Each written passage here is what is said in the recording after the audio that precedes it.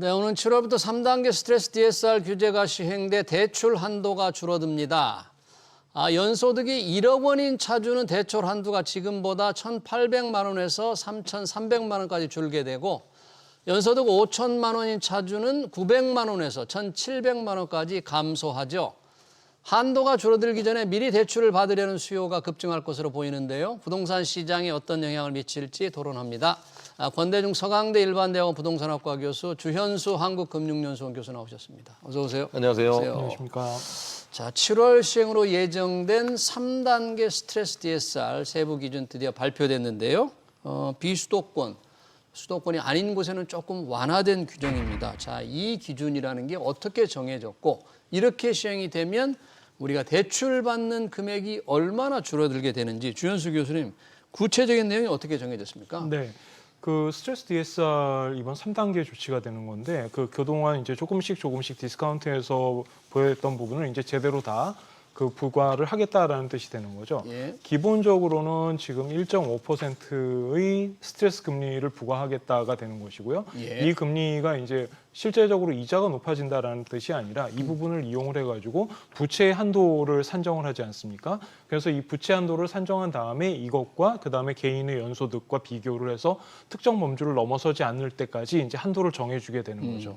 그런데 문제는 스트레스 금리인 1.5%포인트만큼을 더 추가적으로 부과해가지고 원리금 한도를 계산하다 보니까 이 부분이 이제 이전보다 더 커지게 되고 따라서 원래 비율이 그대로 유지가 된다라고 한다면 그만큼 그 차이만큼 실제적으로 빌릴 수 있는 예. 대출 한도는 줄어들게 된다라는 그런 의미가 되는 것이죠. 예, 스트레스가 좀 있겠네요. 빌리는 사람들. 예, 뭐 그런 부분이 있을 겁니다. 특히나 이제 수도권 지역 같은 경우에는 1.5%가 이제 올해 7월부터는 전부 다 적용이 되고 그다음에 지방 같은 경우에는 이게 올해 12월까지는 0.75%로 적용 그대로 유지가 되도록 예. 그렇게 지금 얘기가 되어 있습니다. 네.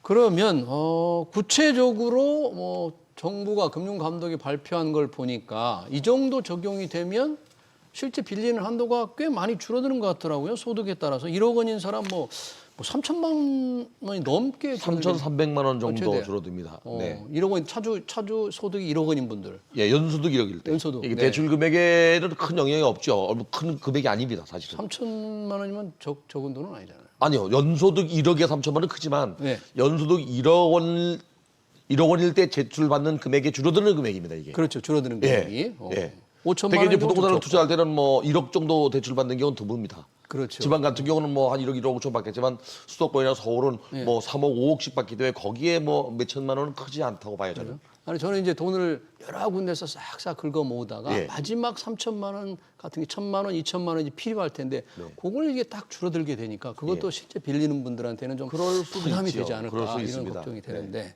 소득에 따라서 어느 정도 지금 줄어드는 게 조금 차등화가 어느 정도 예상이 되나요, 전체적으로? 그 예를 들어서 지금 소득 기준으로 해서 5천만 원을 기준으로 한다고 하면은 그 이제 물론 이게 또 여러 가지 그 조건에 따라 달라질 수 있습니다. 예를 들어서 이 부분은 그 소비자들이 금융 소비자들이 그 이자 지급 부담을 완화시켜 주는 게 목적이기 때문에 예. 그 변동금리로 했을 때는 훨씬 더 부담이 커지고요. 변동금리. 네, 왜냐하면은 그 금리가 올라갈 수 있기 때문에 예. 그런 경우에 소비자가 그 원리금 상환 압력에 더 크게 시달릴 수 있지 않습니까? 뭐 예를 들어서 기준금리가 많이 올라갔다. 예. 그러면은 대출금리도 따라서 올라갈 거고 예. 그렇게 된다면 변동형 금리 같은 경우에는 실제적으로 원리금 상환 부담이 더 커지게 되겠죠. 예. 이런 경우에 이제 대표적으로 그 대출 한도가 줄어드는 그런 형태가 되는 건데 5천만 원 소득 5천만 원 기준으로 본다면은 약 900만 원에서 1,700만 원 정도 1,700만 이제 원. 그 대출 한도가 감소하는 그런 효과가 있고요. 예. 그다음에 소득 1억 원 기준으로 한다면은 이게 이제 약 3천만 원 수준까지 올라갈 예. 수 있다라고 지금 시뮬레이션 결과가 제시되고 있죠. 예, 소득에 따라서 대출 금액이 이제 차이가 나니까 줄어들게 되기 때문에 자 이렇게 줄어들게 만드는 이 스트레스 DSR을 시행하는 이유가 이 가계 대출이 자꾸 늘어나니까 특히 이제 집을 살 때 돈 빌리는 분들이 워낙 계속 늘어나고 네. 있잖아요. 이걸 좀 막아보겠다, 대출을 억제하겠다는 거잖아요. 그러니까 당장 이제 집을 사기 위해서 돈 빌리는 사람들의 영향을 줄 텐데 지금 수도권과 비수도권 차등화가 됐잖아요. 비수도권은 이제 올리진 않았단 말이죠. 네, 0.75로 그냥 놔뒀죠. 네. 자, 이게 이제 시장에 어떻게 영향을 미칠까 참 궁금하네요. 사실은 이게 뭐 시행하지 않아도 지금 지방은 미분양 상태입니다. 지방은 네. 지금 그 지지난달 말 기준으로 예. 미분양 주택이 지금 6만 8천 가구나 되고요. 예. 악성 미분양도 지금 뭐 2만 가구 넘어서 예. LH가 지금 이거를 매입하는 상황인데 여기에 금리마저 이렇게 이제 대출마저 이렇게 규제한다면 더 미분양이 더 악화되지 않을까요? 예. 그리고 사실 집을 사는 사람들 입장에서 볼 때는 장기적으로 대출을 받을 때 금리가 문제지 예. 당장 1,000만 원, 2,000만 원 덜 받는 것 때문에 집을 사고 안 사지는 않아요. 금리가 문제다. 네, 이거죠? 금리가 더 큰 문제입니다. 아, 금리. 네. 그러니까 금리 부담은 있지만 일시적으로 뭐 1,000만 원, 2,000만 원 정도 덜 대출이 나온다고 해서 집을 안 사거나 그렇지는 않을 거라고 봐요. 예. 그러면 이번에 비수도권 지방에 주담대는 이제 가상 스트레스 금리 안 올렸잖아요. 한도를 네. 안 줄이는데 네. 그것만으로도 지방 시장에 전혀 온기가 안 갈까요? 지금은 똑같겠죠. 똑같다. 예, 지금 이거 안 해도 지금 거래가 안 되고 거래가 안 되는데. 6만 8천 가구인데. 네. 똑같다고 봅니다. 그래요. 단지 이제 그 대선이 끝나고 난 이후에 예. 새로운 정부가 어떤 정책을 내놓느냐에 따라 다른데 예. 그 이유 중에 하나가 지금 지지난달 말 기준으로도 PF 잔액이 지금 202조 3천억입니다. 예. 그러니까 이런 것들에 대한 대책이 아마 나오지 않겠나. PF. 그러면 시장에 영향을 줄 수 있어요. 그러나 지금 상황에서는 큰 변동이 없죠. 그래요. 네. 그런 부분 제가 이제 그 대선 이후 과연 어떤 정책에 따라 시장이 어떻게 될지 조금 이따 한번 여쭤보기로 예. 하고.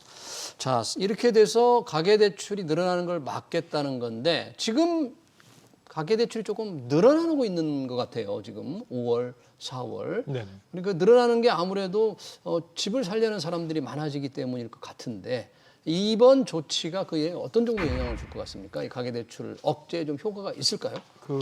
오히려 2분기 자료를 이제 예상을 해본다면은 미리 이제 프론트 로딩하는 그런 수요가 꽤 있을 거라고 예상이 됩니다. 미리 대출을 받는다 이거 시행되기 그런 전에. 부분이 되는 거죠. 이게 이제 두 가지 정도를 생각을 해봐야 되는데 예. 첫 번째로 생각을 해야 되는 게 서울시에서 토지거래 허가제가 풀렸을 때 이제 이게 다시 올라오는 부분들.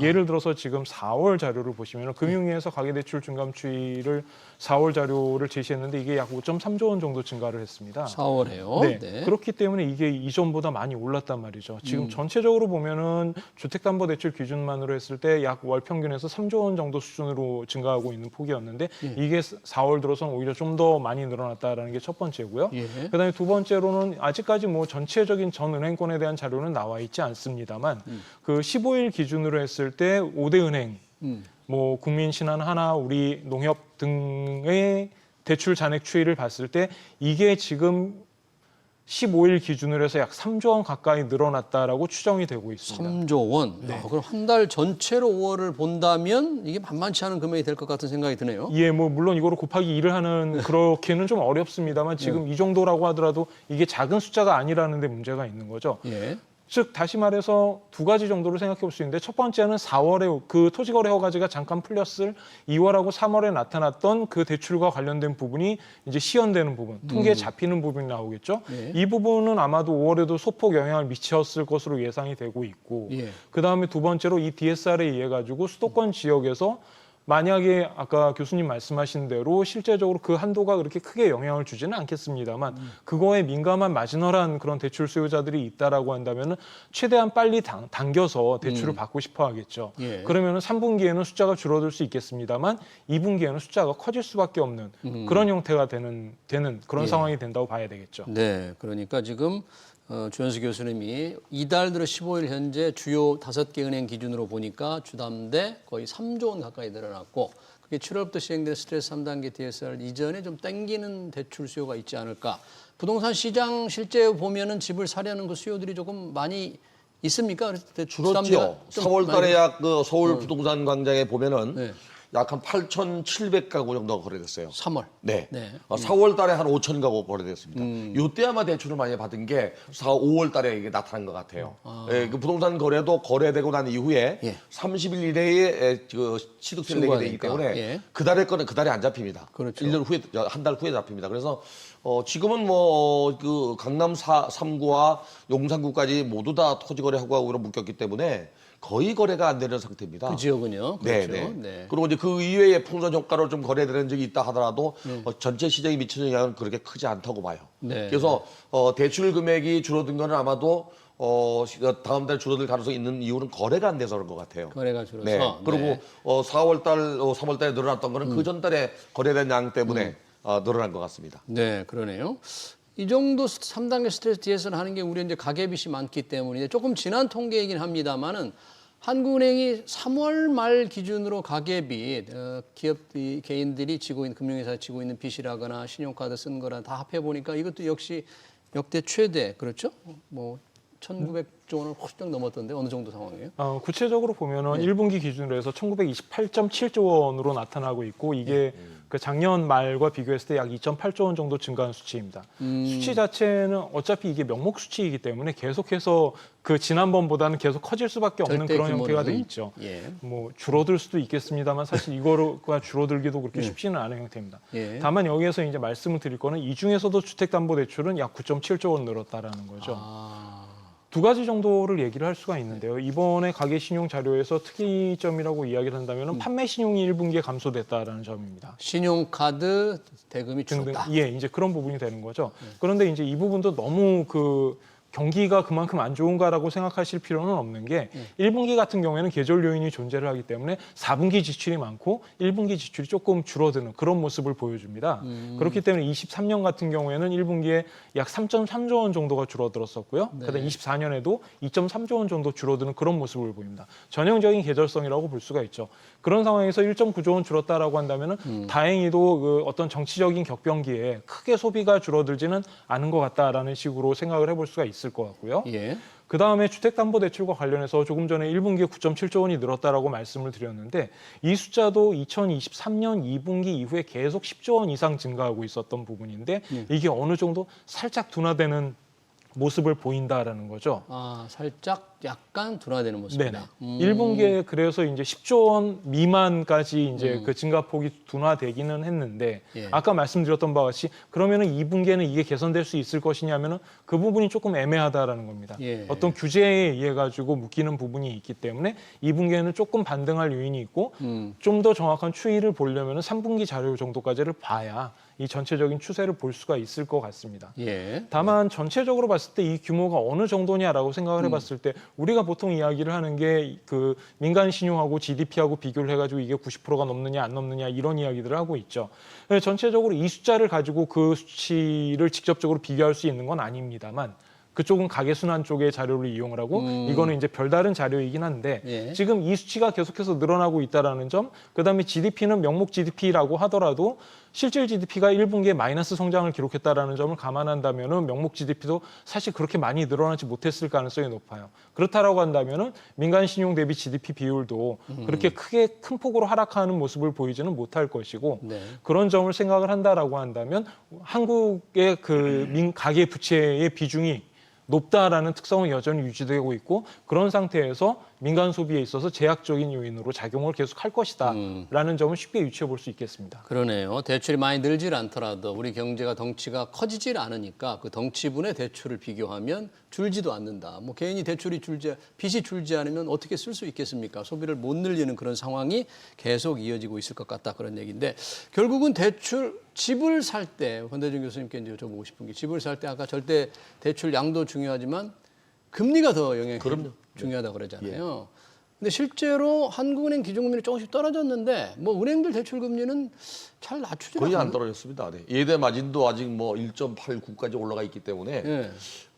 실제 은행의 수익은 좀 늘어나고 있는 거죠. 은행 수익은 예. 뭐 항상 사상 최대라고 그러고 대출 금리를 조금 더 낮출 수 있습니다만 이게 은행도 무작정 낮출 수는 없을 텐데 요즘 뭐 대출 금리를 조금 낮춘 은행들이 뭐 좀 나오는 것 같은데 실제 그래요?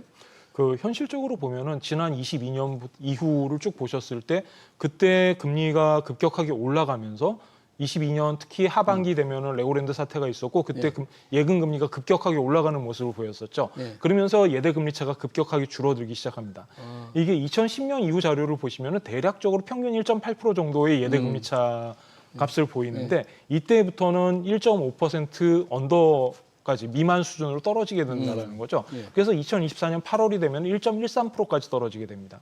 다만 이게 이제 점차적으로 올라오는 모습을 보이고 25년 3월이 되면 이게 1.5%, 그 다음에 4월 자료에 지금 그 5대 은행의 예대금리 차를 기준으로 보면 이게 약 1.6% 정도까지 다시 회복되는 걸로 나타나고 있어요. 예. 여기서 말씀드리고 싶은 건 전체적으로 봤을 때 아직 그 기간 평균에 비해서는 낮은 수준이다. 다만 그렇다고 해서 이게 이게 안 올라왔다라고 얘기할 수는 없다라는 거죠. 저점에 비해서는 많이 올라왔다라는 점인데 왜 올라왔는지를 생각해 보면 두 가지 정도를 생각해 볼 수가 있어요. 첫 번째, 기준금리가 인하하면서 예금금리는 떨어지는데 대출금리는 떨어지지 않는다라는 거죠. 잘 안 떨어져요. 네. 예금금리는 금세 낮아지는데. 그 왜 그런가 생각을 해보면 첫 번째로 우리가 그냥 간단하게 생각을 해보면 은행 입장에서는 이거를 안 떨어뜨리면 영업이익을 늘릴 수 있기 때문에 안 떨어뜨릴 것이다라고 생각하는 방법도 있습니다만 예.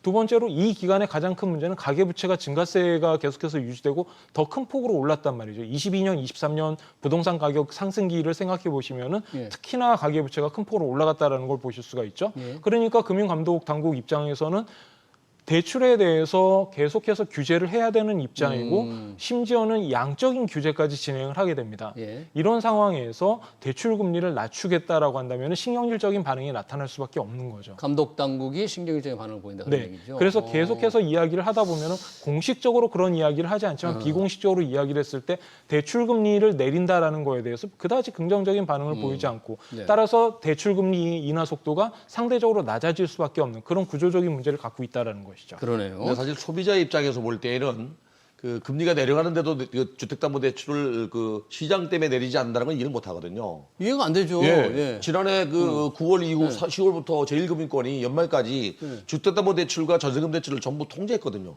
금융당국에서. 그렇죠. 그러면 사실 그럼 내리지 차라리 마라. 내려서 선별적 대출을 줘야지 내리지 않고 고금리로 간다는 거는 대출금리 고금리로 간다는 건 잘못된 거예요. 이거는. 예. 그래서 그런 것들을 볼 때 소비자 입장에서 볼 때는 이해를 못 하는 거죠. 그 감독 당국의 가계 대출을 통제하기 위한 정책인데 은행의 금리 운용에 조금 직접적으로 개입하고 직접적으로 간섭을 해서 금리 결정에 영향을 미친 거잖아요.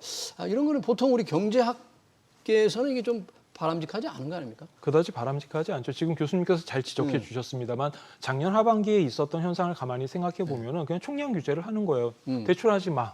라는 게 끝이라는 거죠. 네. 그리고 은행 입장에서는 이거는 이제 은행이 조금 그 반성하고 장기적으로 고민해 봐야 될 문제입니다만 주택담보대출이 가장 그 양질의 대출이 되지 않습니까? 담보가 확실히 있으니까. 그렇죠. 예. 그러니까 사실 엄밀하게 이야기를 하면 여기에다가 그 대출 금리를 낮춰가지고 거기 그 부분의 대출을 늘리면은 은행 입장에서는 그게 시스템 위험성은 늘어날 수 있을지 모르지만 전체적으로 규모를 키운다거나 이런 데는 오히려 도움이 될 수도 있는 부분이란 말이죠. 네. 그런 점들을 감안을 해봤을 때 지금도 만약에 그 대출 금리를 낮춘다라고 한다면 바로 반응이 나타날 수밖에 없는 그런 구조적인 상황을 가지고 있고 예. 그런 상황에서 은행 입장에서는 또 이제 다른 이야기를 듣게 되는 규제할 때 그러면은 또 하반기에는 대출을 못 하게 되는 그런 이상한 현상이 발생할 수밖에 없다라는 것이죠. 예. 지금 이번에 3단계 스트레스 DSR을 통해서 대출 한도가 이제 줄어들잖아요. 줄어드는데 물론 비수도권 주담대는 이제 똑같이 유지됩니다만 이 줄어드는 영향이 어떻게 나타날까요? 이 차주들한테 소득이 높은 분들도 있고 소득이 낮은 분들도 오히려 있고 지방의 부동산 시장에는 뭐 영향이 없을 거고요. 지방은 영향이 없을 네. 거고 그리고 수도권 같은 경우는 양극화가 더 벌어질 가능성이 있습니다. 양극화 소득이 많은 사람들은 그만큼 대출 더 많이 받을 수 있고 예. 소득이 낮은 계층 그만큼 또 덜 받게 되거든요. 그러면 결국에 부동산을 투자하더라도 예.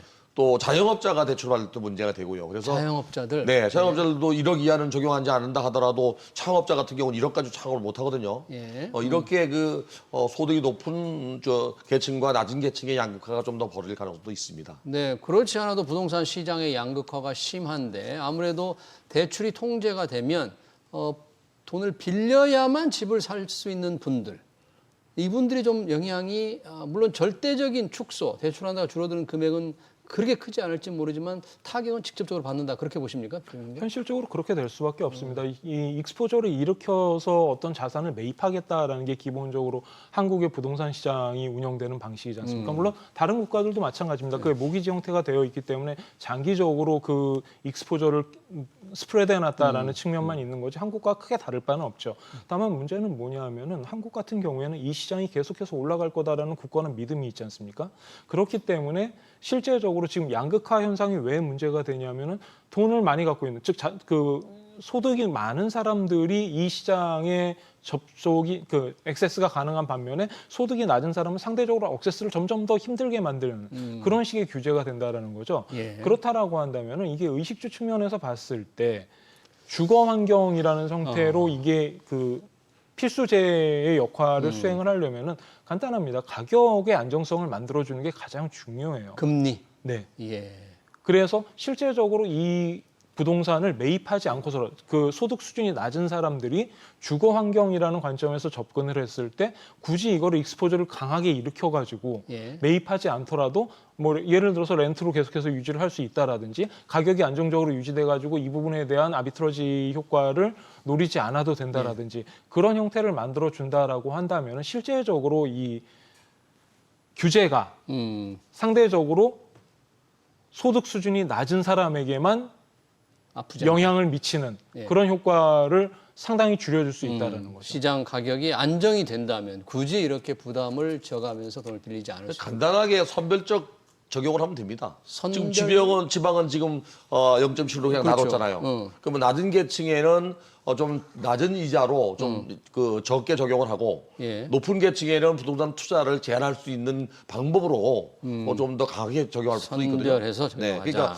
뭐 신혼부부나 무주택자나 청년들 이들에게는 장기 모기지로 가면서 좀 낮춰줄 필요는 있다고 봐요 저는. 예, 뭔가 좀 제도의 개선이 필요한데 이 부동산 가격 안정이 된다면 이런 규제의 충격이 저소득층의 그 큰 소득계층이 낮은 쪽에 충격이 좀 적을 수도 있다는데 과연 가격이 안정될 것인지 안 될 것인지 새로운 정부가 이제 6.3 대선 이후에 어떤 정부가 탄생하냐 조금 다르겠습니다만 권대중 교수님 지금 이제 민주당 국민의힘 대선 공약에서 부동산 공약이 좀 많지는 않은 것 같은데 예전보다 많지 않습니다. 두 당을 이렇게 딱 비교해 보면 주로 어떤 내용인지 그리고 이게 시장에 어떻게 작용할 건지 한번 좀 정리를 해볼까요? 우선은 더불어민주당의 이재명 후보가 공약하는 것은 공급 늘리는 겁니다. 그 공급을 공급도 공공주도입니다. 공공주도로. 네. 물론 이제 김문수 후보도 공급을 늘립니다. 예. 이거는 민간주도입니다. 민간주도에 사는 그래서 공공이냐 민간이냐. 네, 이재명 후보가 4기 신도시를 이야기한 게 지금 3기 신도시가 분양도 다 안 했는데 예. 4기 신도시 얘기를 하고 있습니다. 네. 그러니까 공급을 얼마나 늘릴지 모르지만은 아마도 임대주택 공공주택을 100만 가구 이상 공급한다고 하니까 예. 엄청난 그 숫자죠. 예. 지금 3기 신도시만 해도 지금 초기 분양 단계인데. 예. 그리고 이제 김문수 후보는 아마도 예전에 있던 그 윤석열 정부의 250만 원 플러스 알파를 유지하면서 200만 원을 더 또 공급하겠다 그래요. 이 공급량은 둘 다 후보들이 늘리고 있다. 공급 확대에 대해서는 두 후보가 명확하게 입장을 네. 취하고 그리고 이제 늘리는 방법도 이재명 후보는 스마트 시티로 늘리겠다. 예. 그리고 김문수 후보는 이제 333이라는 게 있습니다. 333? 네. 신혼부부 3년, 아이 하나 낳았을 때 3년, 그리고 둘째한테 3년에서 6년 동안 주거비를 지원해주는 예. 이런 333. 제도를 내놨습니다. 네. 그러면서도 이제 청년 또는 신혼부부에게 반값 아파트 원가 분양을 하겠다고 해서 공급에 아마 서로 경쟁이 붙었지 않았나. 네. 그다음에 교통인프라 쪽에서는 이재명 후보가 GTX, DEF 노선을 하겠다. 예. 그리고 이제 김문수 후보는 거점 도시인 부울경을 비롯해서 지방의 GTX를 또 만들겠다. 지방 광역 GTX. 네. 그리고 지금까지 진보 정부가 집권했을 때는 세제로 부동산을 규제했잖아요. 네, 세제를 강화해서 이번에는 얘기가 없습니다. 세금 특별히 바꾸지 않겠다 뭐 이런 네, 식이죠. 그런데 없어지는 건 아닙니다. 이재명 후보는 종합부동산세도 있고 예. 재건축 초과이익 환세도 유지하겠다는 겁니다. 폐지하려고 윤석열 정부 못한 거. 네, 근데 이제 유지하겠다. 김문수 후보는 폐지하겠다는 건데 이거는 여야 합의가 되지 않으면 폐지가 안 됩니다. 법을 개정해야 됩니다. 예. 그리고 또 하나 이제 재산세를 좀 더 확충하겠다고 그랬거든요.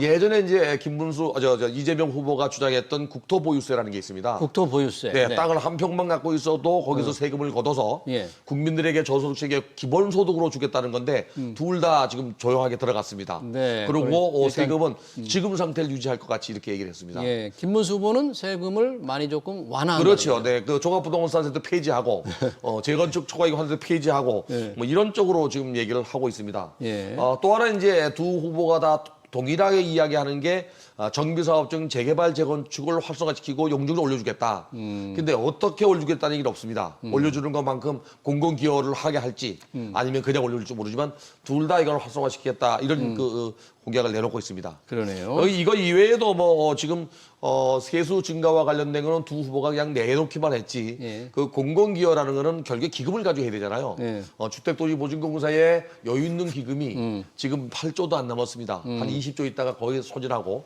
그거 가지고 할 수가 없죠. 네. 예를 들면 TV 토론에서 한번 나왔죠. 네. 이재명 후보가 AI에 100조를 투자하겠다. 그렇죠. 국가 예산이 지금 700조도 안 됩니다. 670조도 되는데 그 재원 마련이 어떻게 되냐고 다른 후보가 물어봤지만 네. 지금 주택 공급 자체도 여러 정책을 내놨지만 어떻게 하겠다고 하는 구체성은 없습니다. 네, 지금 권대중 후보가 이제 두 후보의 부동산 공약을 상세히 설명을 해주셨는데 우리 주현수 교수님 보기에는 이런 공약과 경제 환경에 따라서 이제 집값에 영향을 받을 텐데 뭐 전반적인 대출 금리가 어떻게 될 것인지 이런 부분의 영향이 더 클 수도 있을 것 같은데요. 금융 전문가로서 보시기엔 어떻습니까? 지금 경제 사이클 전체적으로 봤을 때 실물 경기가 둔화되고 있다는 거는 거의 틀림없는 사실이죠. 1분기 마이너스 성장했고요.